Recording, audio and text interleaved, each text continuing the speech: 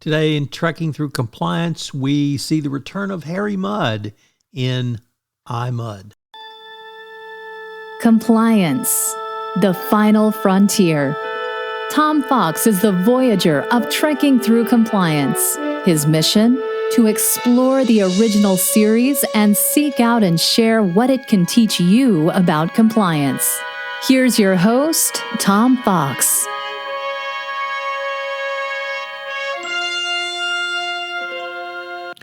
Trekking Through Compliance, Episode 37, I, Mudd. In this episode of Trekking Through Compliance, we consider the episode I, Mudd, which aired on November 13, 1967, and occurred on Stardate 4513.3. A man named Mr. Norman, who has been aboard the Enterprise for 72 hours, and strikes Dr. McCoy as odd. McCoy's suspicions are confirmed when Norman overpowers Ensign Jordan, the auxiliary control operator, and redirects the ship. Security guard Rowe reports that the directional controls are now unworkable. Mr. Norman then barges into engineering, increases speed to warp 7, and sets a booby trap to prevent tampering. He hijacks the Enterprise and takes it on a 4-day trip to an uncharted planet of robots who exist solely to serve humans. Harcourt Fenton Mudd, previously encountered in the episode of Mudd's Women, is the ruler of these robots. He's escaped from prison where he had been condemned to death for fraud and has created an army of 500 robot women. He also created an android version of his nagging wife, or former wife, I should say, Stella. Unlike the real Stella, the androids follow instructions and are forced to shut up when Mudd tells them to do so, i.e., former wife Stella.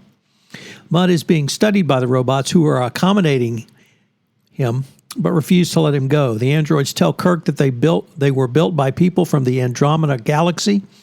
However, the civilization which constructed them was destroyed by a supernova, and so the androids were left without supervision. They have now found a new purpose in Mudd. Spock makes inquiries and discovers there are 207,809 androids, and most importantly, they seem to be controlled by some centralized coordinating power. Mudd beams androids aboard the Enterprise and then sends down the entire crew. Chekhov is fascinated when he finds that the female robots are programmed to carry out all the activities of which human females are capable. Uhura does not find captivity so unpleasant when she is promised immortality. Mudd attempts to take over the Enterprise and strand Kirk and crew on the planet in place of himself. However, the robots do not permit Harry Mudd to carry out this plan. They find people too destructive and plan to take over and serve all humans in the galaxy to control them. Spock learns that there are very many robots of Alice, Oscar, and et al. Series, but only a single Norman. He speculates that Norman is the central coordinator and suggests that they coordinate their efforts on him. They tranquilize Mudd and then claim they need to beam him aboard the Enterprise to cure him. The androids are about to grant the request until Uhura pretends to reveal that this is merely a ploy to get aboard the Enterprise. She claims her motivation is that she wants to be made immortal. The landing party, and including Spock, then engage in a series of illogical and frankly moronic actions in order to confuse and overload the androids. This culminates in the immobilization of Norman himself when Harry tells him everything I say is a lie. Kirk leaves Harry on the planet with his attendant robots to serve as an example of human failure to them.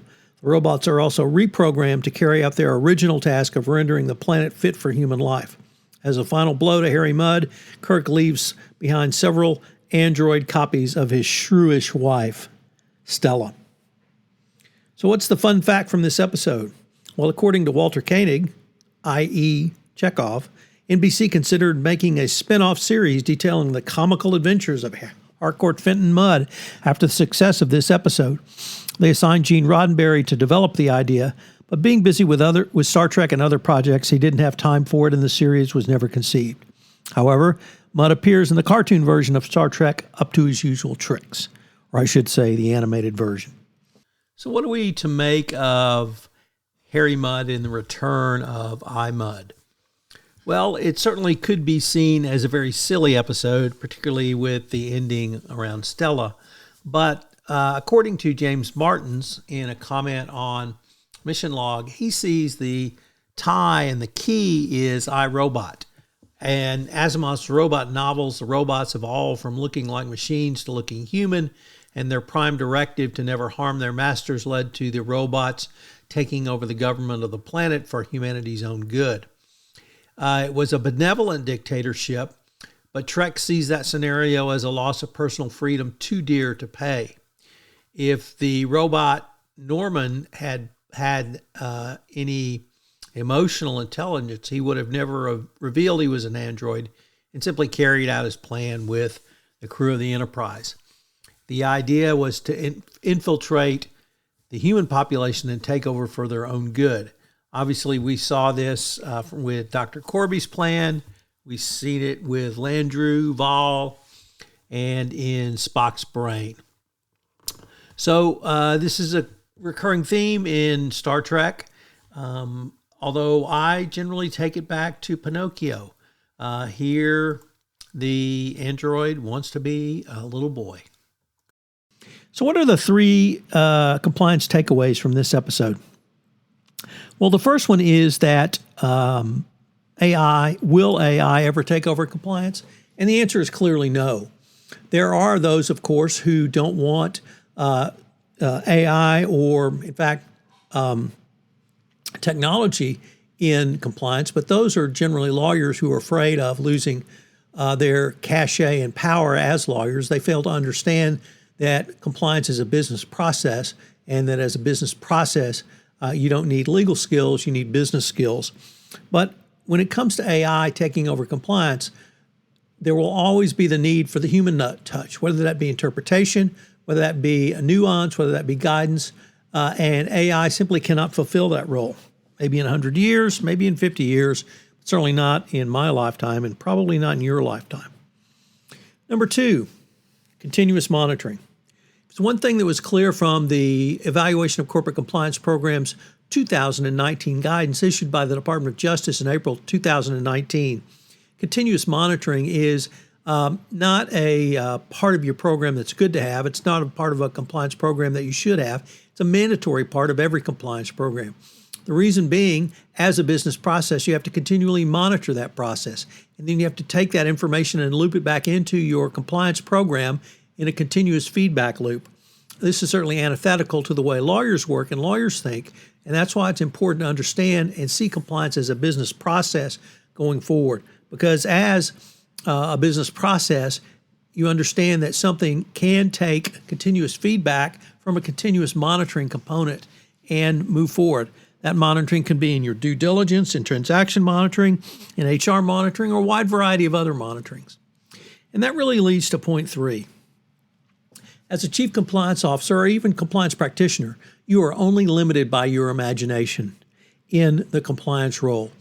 If you take a look at the way the humans defeated the robots, in this case, or in this episode, it was through illogical and frankly moronic actions and acting.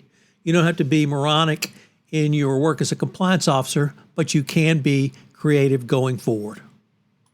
Join us tomorrow where we take up the episode Metamorphosis.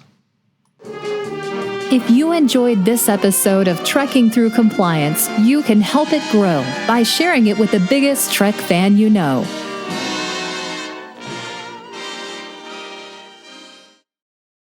This podcast is a part of the C-Suite Radio Network. For more top business podcasts, visit c-suiteradio.com.